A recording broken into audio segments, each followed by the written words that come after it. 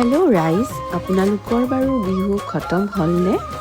আমাৰ হ'লে বিহু বুলি আৰু কেইটামান দিন এনেকৈয়ে খানা চলি থাকিব। মাঘৰ বিহু ভোগালী নহয়নে? আজিও আমাৰ ঘৰলৈ আলহী আহিব।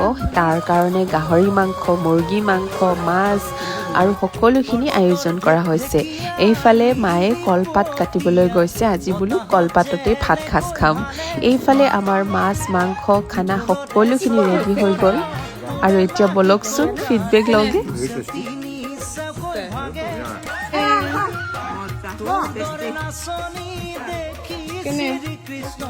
আমি সকলোৱে মিলি তৃপ্তিৰে ভাত এসাঁজ খালোঁ আৰু তাৰপিছত এই পোৱালীকেইটাই ক্লে খেলিছে। ইমান ধুনীয়া ধুনীয়া ব্ৰেচলেট বনাই দিছে, দেখিছেনে?